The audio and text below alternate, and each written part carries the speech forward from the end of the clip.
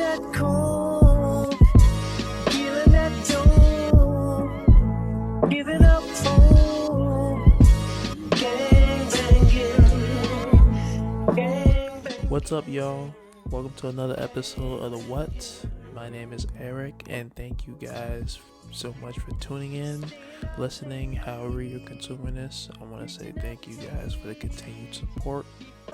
And this is episode 2 of season 2. And this episode is basically really a baseline episode, probably what typical episodes are going to be about. Not really anything pressing in terms of like things I wanted to really get off my chest, but really basically today is just going to be a rundown of some things I've been listening to and watching for the past couple days. Give you guys a peek of what I've been consuming, and then after that I will get into a little bit of not a rant, but a topic I've been thinking about, and I just want to share my opinion on the subject. But before we get started, please follow all my social medias, which I'll be posting right up here. It'll be all up here, so yeah, follow those, especially the YouTube, the TikTok. I'll be posting clips on the shorts. I'll be posting clips on the TikToks. Follow my Instagram for show announcements, things of that nature, story posts. So just follow all of those, and thank you once again. So let's get into it. What I've been listening to, watching, in terms of watching, which I haven't been watching like that, which that might be kind of how can I say it? I'm not really watching anything right now. Well, technically I am watching a little bit of Fallout, season 2. I'm watching that, but I'll definitely finish that. Probably give a review. We'll see. But more importantly, what I've been listening to Sault. They released a project on January 9th. That was a Friday. They released that, and it's really good. I enjoy it. If you're not familiar with Sault, they're like alternative R&B, jazz with a little bit of funk, maybe a tiny bit of electronic with some of the instrumentals they use. But I don't know if you're familiar with Cleo Soul. She's the main singer with Chronix, who's also a vocalist, Kid Sister, who's also a vocalist, and the producer, I think his name is Inflo, Inflo, Inflo. So yeah, it's comprised of 4 artists, Cleo Soul being the main one with the vocal ability that stands out the most, which me being introduced to the group, I was actually introduced to Cleo Soul first with her debut album Rose in the Dark. Was one of my favorites of, I think that was 2020 that released. That was a really great project, and I've been listening to her ever since.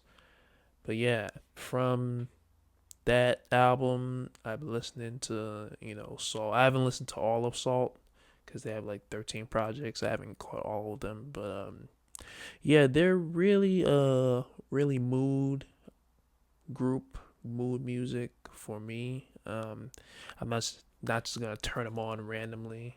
I have to really be in that mood to listen to them. But so far, I listened to their project twice. It's called Chapter 1. It's really good. I like it. It's what they typically do. that, like I said, the R&B with the funk elements, the drums they use, a lot of, the introduction to the vocals are, backed by, long standing instrumentation, which I enjoy. I think is very dope. So yeah, check that out. Sault Chapter 1.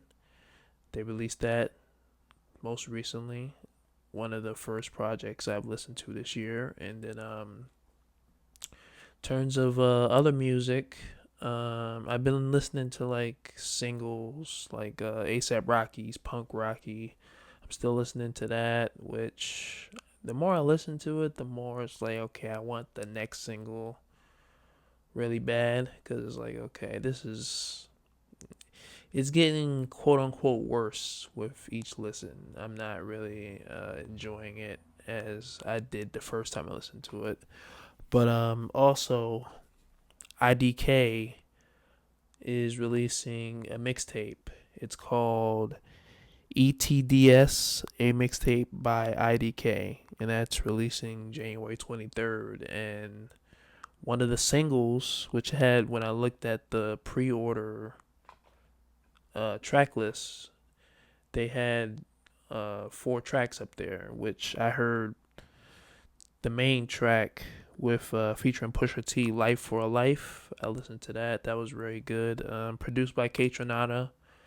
It's not a typical K Tronada sound in term. Well, the sound is familiar, but in terms of the way the beat was, it was very quote unquote trappish. Which, if you're familiar with K Tronada, he does the electronic sound, most likely electronic house music, that type of wave. But with the single, he provided a dark, more menacing, trap beat that they could go over, which you could tell the elements of K Tronada. He also has a sprinkle of DNA on there, but yeah, very dope. IDK rapping, Pusha T. It's Pusha T. He's gonna deliver a great verse, whatever song he's on. So yeah, he does his thing. Very good single. That's what I've been listening to mostly, and then watching. Like I said before, the Fallout season 2. I just begun that literally. So yeah, so that's what I've been, consuming lately. We're gonna take a break real quick, and we'll be back with my little rant / discussion on stan culture. Running often through my mind. You're an angel in this. You're an angel in 5. You're an angel in this. And welcome back to the show. Thank you for being patient. I just want to get right into the topic of stan culture.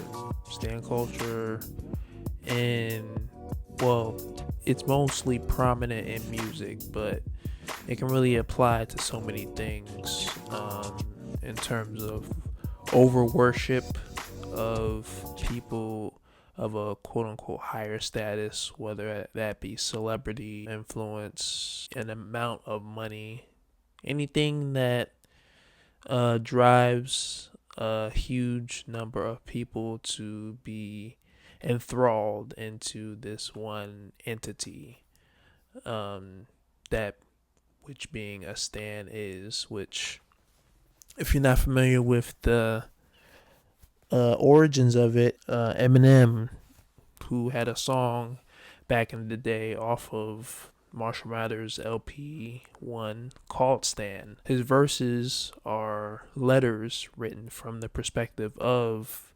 Stan being the crazed fan.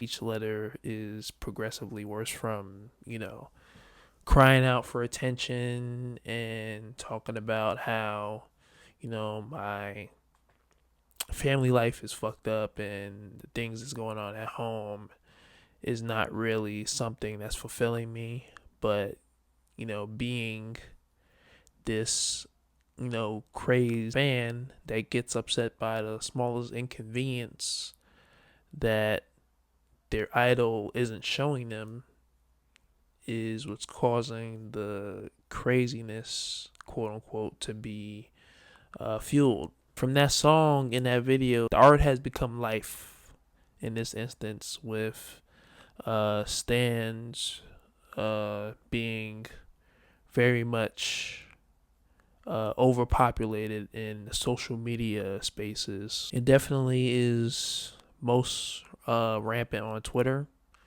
with there being multiple instances of stands harassing people, sending unsolicited, whether that be items or, just things that are used for harassment.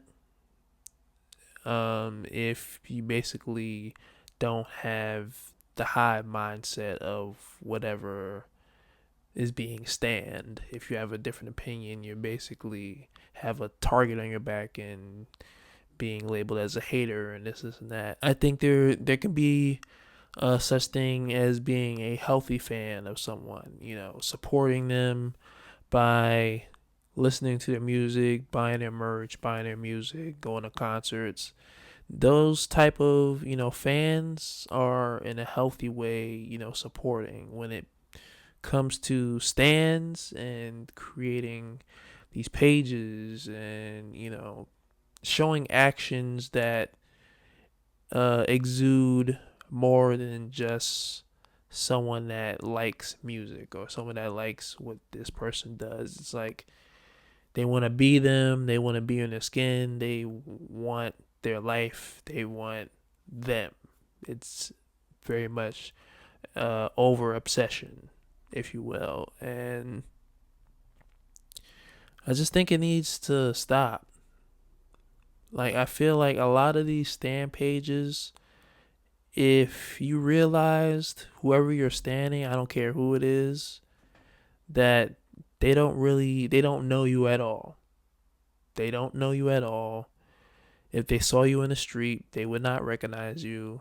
I think people don't realize just how selfish people can be. Not saying, that's a majority of people, but in terms of these celebrities being stand, there's an ego that gets attached to, having that type of power and, of course, the exuberant amount of money. And, when it comes to certain types of fans, they expect to be treated a certain way just because of their fandom, their standum. And in reality, it doesn't work like that. Most of these people probably look at you as a number. They don't see a person. They just see, oh, you made me some money. Thanks. Appreciate it. They don't really look at you as a person. And maybe if more people knew that, there would be less stands and more people being individuals, toning down their standum. Yeah, I just wanted people to enjoy the art. It's okay to be a fan of someone. I'm fans of plenty of artists. If you've watched any episodes of this show, you know I'm fan. I'm an MF Doom fan. I'm a Michael Jackson fan. Stevie Wonder. I'm a fan of these guys. I'm not creating stan pages in order to quote unquote defend these guys or, show my unrequited love for these people. Stans just need to just calm down, chill out, maybe find a hobby. Maybe. I do wish, some of these stands, when it comes to certain accolades that these stands care about, it's also ruining the music discussion. It's becoming all about sales with these stands. It's about, this person did 50K this week. They did 100K in a week. They must be better because they sold more. It's becoming nasty. Maybe that can be another discussion as well. The whole sales thing, sales versus the art. Maybe that can be a discussion for later. In closing, I just want to say, stands, cut it out, please. Get a life. Get a life. And that's the end of that. Thank you for tuning in, listening, watching, however you're consuming this. My name is Eric. Thank you guys for enjoying another episode of The What? And I'm out. Peace.